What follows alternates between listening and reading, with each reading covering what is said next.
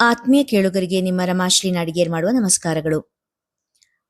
ನೀವೀಗ ಮಾಂಗಲ್ಯ ಬಂಧನ ಧಾರಾವಾಹಿಯ 84ನೇ ಸಂಚಿಕೆಯನ್ನ ಕೇಳ್ತಾ ಇದ್ದೀರಾ. ಜಾನಕಿ ತನ್ನ ತವರಿಗೆ ಬಂದು ನೆನಪುಗಳ ಸಂತೆಯಲ್ಲಿ ಕಳೆದು ಹೋದಂತಾಗಿದ್ದರು.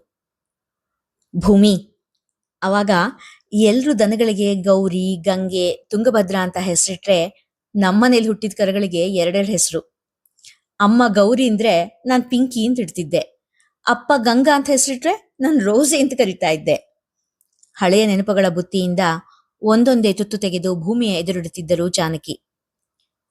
ಹೂನಮ್ಮ, ಆ ಕರುಗಳು ಕೂಡ ಇವಳು ಪಿಂಕಿ, ರೋಸಿ ಅಂತ ಕರೆದ್ರೆ ಸಾಕು ಕುಣ್ದು ಕುಣ್ದು ಹಾರ್ತಿದ್ವು. ಆ ಭೀಮು ಅಂತೂ ಅಬ್ಬಬ್ಬಾ, ಹುಲಿ ಹುಲಿ ಇದ್ದಾಗಿತ್ತು. ಎಲ್ರೂ ಅದ್ರ ಎದುರಿಗೆ ಬರೋದಕ್ಕೆ ಹೆದರ್ತಾ ಇದ್ರು. ಆ ಭೀಮು ಮಾತ್ರ ಜಾನು ಎದುರಿ ಕುನ್ನಿ ಮರಿ.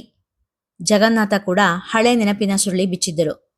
ಭೀಮು ಕುನ್ನಿನೇ ತಾನೇ, ಅದ್ರ ಶರೀರ ಹುಲಿ ಹಾಗಿದ್ರೇನು, ಅದು ನಾಯಿನೇ ತಾನೇ. ಜಾನಕಿ ನಗುತ್ತಾ ಹೇಳಿದಾಗ, ನಿಂಗ್ ನೆನ್ಪಿದ್ಯಾ ಜಾನು, ಆ ಕೆಳಗಿನ ಕೇರಿ ವೀರಭದ್ರ ಅಣ್ಣ ನೆನಪಿಸಿದಾಗ ಜಾನಕಿ, ಅಯ್ಯೋ ನೆನ್ಪಿಲ್ದೆ ಏನಣ್ಣ, ಪಾಪ ಎಷ್ಟು ಸಂಕಟ ಪಟ್ಟಿದ್ಲು ಅವನ್ ಹೆಂಡತಿ. ಅವತ್ತು ಭೀಮು ಆಡಿದ್ ನೆನ್ಸ್ಕೊಂಡ್ರೆ ಈಗ್ಲೂ ಮೈಮೇಲಿನ ರೋಮ ಎಲ್ಲ ಎದ್ ನಿಲ್ಲುತ್ತೆ ಎಂದರು. ಅಬ್ಬಾ, ನಿಮ್ಮಿಬ್ರು ಮಾತು ಕೇಳ್ತಾ ಇದ್ರೆ ಯಾವ್ದೋ ಸಸ್ಪೆನ್ಸ್ ಮೂವಿ ನೋಡ್ದ ಹಾಗ ಆಗ್ತಿದೆ. ವೀರಭದ್ರಂಗೆ ಭೀಮು ಏನ್ ಮಾಡಿತ್ತು, ಮತ್ತೆ ಅವನ್ ಹೆಂಡತಿ ಯಾಕೆ ಸಂಕಟ ಪಟ್ಲು, ಸರಿಯಾಗಿ ಹೇಳ್ರಿ ಯಾರಾದ್ರೂ ಒಬ್ರ. ಮೂತಿ ಒಬ್ಬಿಸಿ ಹೇಳ್ದಳು ಭೂಮಿ. ಜಗನ್ನಾಥ ಜೋರಾಗಿ ನಕ್ಕರೆ ಜಾನಕಿ ಮುಸಿ ಮುಸಿ ನಕ್ಕರು. ವೀರಭದ್ರ ಅಂದ್ರೆ ನಮ್ ಗದ್ದೆಗೆ ಬರ್ತಿದ್ ಕೆಲ್ಸೋನು. ಒಂದಿನ ನಮ್ಮಮ್ಮ ಹುಟ್ಟಿದ ಸೀರೆ ನೋಡಿ ಅವನ್ ಹೆಂಡತಿ ಆಸೆ ಪಟ್ಟಿದ್ದಾಳೆ. ವೀರಭದ್ರ ಅವಳಿಗೋಸ್ಕರ ಮನೆ ಹಿಂದ್ ಒಣಗ ಹಾಕಿದ ಸೀರೆನ ಕದ್ಕೊಂಡು ಹೋಗ್ಬಿಟ್ಟಿದ್ದಾನೆ. ಅಮ್ಮ ಹುಡುಕಿ ಹುಡುಕಿ ಸಾಕಾಗಿ ಬೇಜಾರ್ ಮಾಡ್ಕೊಂಡಿದ್ಲು. 1-2 ತಿಂಗಳು ಕಳೆದ್ಮೇಲೆ ಭದ್ರನ ಹೆಂಡತಿ ಅದೇ ಸೀರೆ ಉಟ್ಕೊಂಡು ದೇವಸ್ಥಾನಕ್ಕೆ ಹೋಗಿದ್ದಾಳೆ. ನಮ್ ಭೀಮು ಅವಳು ನೋಡಿದ್ದೆ ಸಯ್ಯಪ್ಪ, ಅವಳು ಹಿಂದ್ ಬಿದ್ದು ಸೀರೆ ಕಚ್ಚಾಡಿ ಸೆರಗ್ ಕಚ್ಕೊಂಡ್ ಮನೆವರೆಗೂ ಎಳ್ಕೊಂಬಂದ್ಬಿಟ್ಟಿತ್ತು. ಹೆಂಡ್ತಿನ ಕಾಡಿಸ್ತಾ ಇದ್ ಭೀಮುಗೆ ಭದ್ರ ಕಲ್ಲಲ್ಲಿ ಹೊಡೆದಿಯಾನೆ. ಭೀಮು ಸೀದಾ ಅವನ್ ಮೀನ್ ಕಂಡಕ್ಕೆ ಬಾಯಿ ಹಾಕ್ಬಿಟ್ಟಿತ್ತು.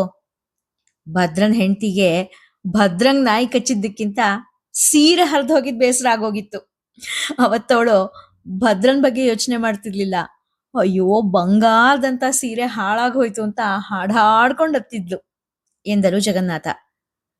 ನಮ್ಮಮ್ಮ ಎಂಥ ದೇವತೆ ಗೊತ್ತಾ, ಭದ್ರ ಆ ಸೀರೆನ ಕದ್ದಿದ್ದ ಅಂತ ಸಿಟ್ಟು ಮಾಡ್ಕೊಳ್ಳಿಲ್ಲ. ಅವನ್ ಹೆಂಡತಿಗೆ ಕುಂಕುಮ ಹಚ್ಚಿ ಅದೇ ತರದ್ದು ಇನ್ನೊಂದು ಹೊಸ ಸೀರೆನ ಪೆಟ್ಟಿಗೆಯಿಂದ ತೆಗೆದುಕೊಟ್ಬಿಟ್ಲು. ಭದ್ರಂಗೆ ಒಂದು ಪಕ್ಷದ ಕಾಲ 2 ಹೊತ್ತು ಔಷಧಿ ಕೊಡೋಳು. ನಿಮ್ ಶಾಂತ ದೊಡ್ಡಮ್ಮ ಅಮ್ಮಂಗ್ ಬೈದಿದ್ಲು, ಆ ಕಳ್ಕೊರ್ಮಂಗ್ ಔಷಧಿ ಕೊಟ್ಟಿದ್ದಲ್ದೆ ಸೀರೆ ಬೇರೆ ಕೊಟ್ಟು ಕಳ್ಸಿದ್ಯಾ ಅಂತ. ಜಾನಕಿ ಅಮ್ಮನನ್ನು ನೆನೆಸಿಕೊಂಡು ಹನಿಗಣ್ಣಾದರು. ಅಮ್ಮ ಹೇಳ್ತಾ ಇದ್ಲು, ಎಷ್ಟೇ ಬಟ್ಟೆ ಪೆಟ್ಟಿಗೆಯಲ್ಲಿದ್ರೂ ಮೈ ಮೇಲಿರೋದು 6 ಗಜ ಅಷ್ಟೇ ಅಂತ.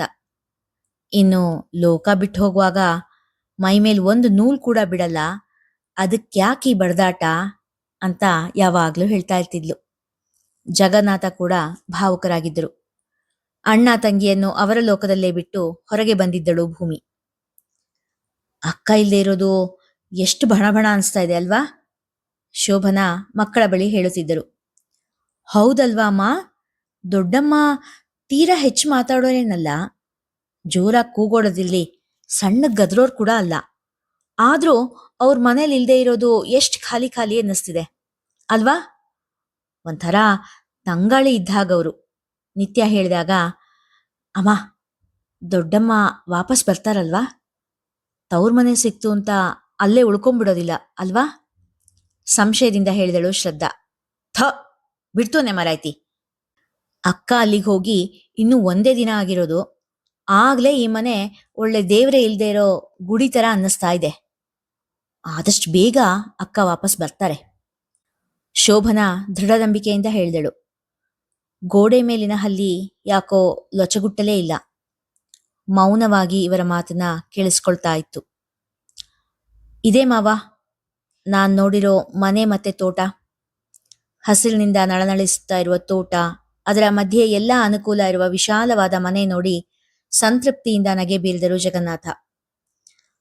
ಮಾವ, ಇದನ್ನ ಭೂಮಿ ಹೆಸರಲ್ಲೇ ತಗೊಳ್ಳೋಣ ಅನ್ಕೊಂಡಿದೀನಿ ಎಂದಾಗ ಅಚ್ಚರಿಯಿಂದ, ಭೂಮಿ ಹೆಸರಿಗ?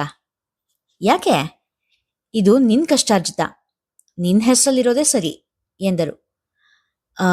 ಹಾಗಲ್ಲ ಮಾವ, ನಾನು ಬೇರೆ ದೇಶದಿಂದ ಬಂದಿರೋ ಹುಡುಗ.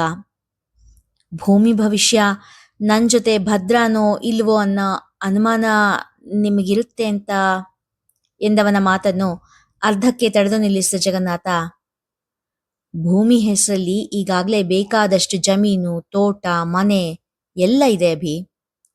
ಅವಳ ಜೀವನಕ್ಕೆ ಸಾಕಾಗಿ ಮಿಗೋಷ್ಟಿದೆ. ಅವಳಿಗೆ ನಾನು ಬಯಸ್ತಾ ಇರೋದು ಸಂಗಾತಿ, ಪ್ರೀತಿ, ಭದ್ರತೆ. ಅವಳನ್ನ ಕೊನೆಯವರೆಗೂ ಕೈ ಬಿಡದೆ ಅವಳನ್ನ ತನ್ನ ಉಸಿರಾಗಿ ನೋಡ್ಕೊಳ್ಳೋ ಹುಡುಗ ಎಂದರು ಜಗನ್ನಾಥ. ಅದ್ರ ಬಗ್ಗೆ ನೀವು ಒಂದೇ ಒಂದು ಎಳ್ಳು ಕಾಳಿನಷ್ಟು ಕೂಡ ಸಂದೇಹ ಇಟ್ಕೊಳ್ಬೇಡಿ ಮಾವ. ಭೂಮಿ ನನ್ನ ಜೀವ, ಅವಳು ನನ್ನ ಉಸಿರು. ಅವಳಿಲ್ದೇ ಇರೋ ಸ್ವರ್ಗ ಕೂಡ ನನಗೆ ಬೇಡ. ಅಷ್ಟೇ ಅಲ್ಲ ಮಾವ, ಈ ಮನೆ ನನಗೆ ಮತ್ತೆ ಭೂಮಿಗೋಸ್ಕರ ಮಾತ್ರ ಅಲ್ಲ, ಇದು ನನ್ನ ಜಾನಮ್ಮಂಗೋಸ್ಕರ ಎಂದ ಅಭಿ. ಜಾನು? ಜಾನು ಇಲ್ಲಿ ಯಾಕೆ? ಅನುಮಾನದಲ್ಲೇ ಪ್ರಶ್ನಿಸಿದರು. ನಿಮಗೆ ಗೊತ್ತಿರೋ ಹಾಗೆ ಅಪ್ಪಾಜಿ, ಅಜಯ್ ಮತ್ತೆ ಚಾರು ಅತ್ಗೆ ಇಲ್ಲಿಗೆ ಬರ್ತಾರೆ.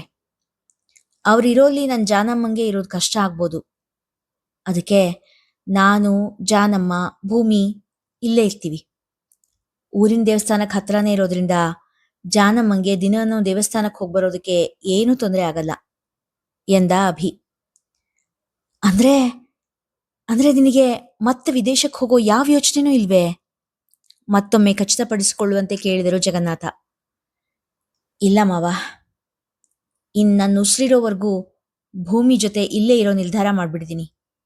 ನಾನಷ್ಟೇ ಅಲ್ಲ, ನನ್ನ ಅಣ್ಣ ಅಜಯ್ ಕೂಡ ಅಲ್ಲಿದ್ದ ಎಲ್ಲ ಆಸ್ತಿ ಮಾರಿ ಅಲ್ಲಿ ಎಲ್ಲ ಬಿಸ್ನೆಸ್ನ ವೈಂಡ್ ಅಪ್ ಮಾಡಿ ಇಲ್ಲಿಗೆ ಬರ್ತಿದ್ದಾನೆ ಎಂದಾಗ ಜಗನ್ನಾಥ ಅವರು ಸಣ್ಣ ನಿಟ್ಟುಸಿರು ಬಿಟ್ಟರು.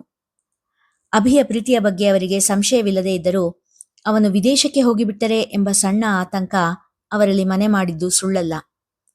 ಈಗ ಅಭಿಯ ಮಾತಿನಿಂದ ಆ ಆತಂಕ ಕೂಡ ದೂರವಾಗಿತ್ತು. ಅತ್ಗೆ, ಅಪ್ಪಂಗೆ ಪಥ್ಯದಡಿಗೆನ ನಾನ್ ಮಾಡ್ಲಾ ಎನ್ನುತ್ತಾ ಅಡಿಗೆ ಮನೆ ಕಡೆ ಬಂದರು ಜಾನಕಿ. ಜಾನು ಬಾ, ಒಂಚೂರು ಕಾಫಿ ಕುಡಿತೀಯಾ ಎನ್ನುತ್ತಾ ಮೂಲೆಯಲ್ಲಿದ್ದ ಚಾಪೆ ತೆಗೆದು ಗೋಡೆ ಬದಿಗೆ ಹಾಸಿದರು ಭಾಮ. ಒಂದು ತೊಟ್ಟು ಕೊಡೋತ್ಗೆ, ಜಾಸ್ತಿ ಬೇಡ ಎನ್ನುತ್ತಾ ಹಾಸಿದ್ದ ಚಾಪೆಯ ಮೇಲೆ ಕುಳಿತರು. ಕಾಫಿ ಬೆಸಿಗೆ ಇಡುತ್ತಾ, ಯಶೋದತ್ತೆ, ಮಾವ ಎಲ್ಲ ಹೇಗಿದ್ದಾರೆ ಜಾನು? ಇತ್ತೀಚೆಗೆ ಮಾವಂಗೆ ಹುಷಾರಿಲ್ಲದೆ ಇದ್ಮೇಲೆ ನಂಗೆ ಬರೋಕೆ ಆಗ್ತಾ ಇಲ್ಲ ನೋಡು ಆ ಕಡೆ ಎಂದರು ಭಾಮ.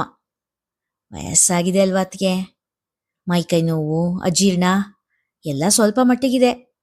ದೇವರ ದಯೆ, ಇಬ್ರು ದೊಡ್ಡ ಮಟ್ಟದ ಅನಾರೋಗ್ಯ ಏನೂ ಇಲ್ಲದೆ ಆರಾಮಾಗಿದ್ದಾರೆ ಎಂದರು ಜಾನಕಿ. ಮತ್ತೆ ನಿನ್ ವಾರ್ಗಿತ್ತಿ, ಅವಳ ಹೆಂಗಿದ್ದಾಳೆ? ಏನವಳ ಹೆಸರು? ಶೋಭನಾ ಅಲ್ವಾ?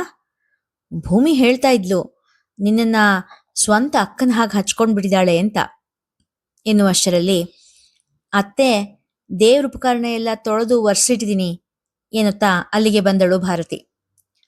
ಭಾರತಿ ಬಾ ಕುತ್ಕೋ, ಎಷ್ಟು ಕೆಲಸ ಮಾಡ್ತೀಯ, ಅದು ನೀನು ಒಂಚೂರು ಕಾಫಿ ಕುಡಿ ಎನ್ನುತ್ತಾ ಭಾರತಿ ಎದುರಿಗೂ ಕಾಫಿ ಲೋಟ ಹಿಡಿದರು ಭಾಮ. 3 ಜನರು ಅಲ್ಲೇ ಮಾತನಾಡುತ್ತಾ ಕುಳಿತರು. ಭಾಮ ಭಾರತೀಯ ಒಡನಾಟ ಜಾನಕಿಯವರನ್ನು ಅಚ್ಚರಿಗೆ ದೂಡಿತ್ತು. ಎಷ್ಟೋ ವರ್ಷಗಳ ಬಂಧವಿರುವಂತೆ ಅವರಿಬ್ಬರ ಒಡನಾಟವಿತ್ತು. ಭಾರತಿ ಯಾವುದೋ ಕೆಲಸದ ನೆಪದಿಂದ ಅಲ್ಲಿಂದ ಎದ್ದು ಹೋದಾಗ, ಜಾನು, ಈ ಹುಡುಗಿ ನಿಂಗೆ ಹೆಂಗನ್ನಿಸ್ತಾಳೆ ಎಂದು ಕೇಳಿದರು ಸಣ್ಣನೆಯ ಸ್ವರದಲ್ಲಿ. ತುಂಬಾ ಲಕ್ಷಣವಾಗಿದ್ದಾಳೆ ಅದಕ್ಕೆ. ಅಪ್ಪಯ್ಯನ ಸ್ನೇಹಿತರ ಮೊಮ್ಮಗಳಲ್ವಾ ಇವಳು ಎಂದು ಕೇಳಿದರು. ಇದುವರೆಗೂ ಶಾಲೆಗೆ ಬಂದಿರುವ ಟೀಚರ್ ಎಂಬಂತಷ್ಟೇ ಕಂಡಿದ್ದರು ಅವಳನ್ನು. ಆದರೆ ಈಗ ಈ ಮನೆಗೆ ಅವಳ ನಂಟು ತುಸು ಹೆಚ್ಚೇ ಇದೆ ಎನಿಸಿತು. ಹೌದು, ತುಂಬಾ ಒಳ್ಳೆ ಹುಡುಗಿ. ನನಗಂತೂ ಇವಳು ಕೂಡ ಭೂಮಿ ಹಾಗೇನೆ ಅನ್ನಿಸ್ಬಿಡ್ತಾಳೆ. ಇಂಥ ಹುಡುಗಿ ಅನಿಲನ್ ಹೆಂಡತಿಯಾಗಿ ಬಂದ್ರೆ ಎಷ್ಟು ಚಂದ ಅಂದ್ಕೊಳ್ತೀನಿ ಎಂದವರು ರಹಸ್ಯವೊಂದನ್ನು ಹೇಳುವಂತೆ ಮುಂದೆ ಬಾಗಿ, ಮಾವಯ್ಯಂಗೂ ಇವಳೇ ನಮ್ಮನೆ ಸೊಸೆ ಆಗ್ಲಿ ಅನ್ನೋ ಆಸೆ ಎಂದರು. ಒಂದ್ ಮಾತು ಜಾನು, ಸಮಯ ಬಂದ್ರೆ ಅನಿಲ ಈ ಹುಡ್ಗಿನ್ ಮದ್ವೆ ಆಗೋ ಹಾಗೆ ನೀನ್ ಹೇಳೊಪ್ಪಿಸ್ತೀಯಾ? ಅನಿಲಂಗೆ ನಿನ್ ಮಾತು ಅಂದ್ರೆ ತುಂಬಾ ಗೌರವ.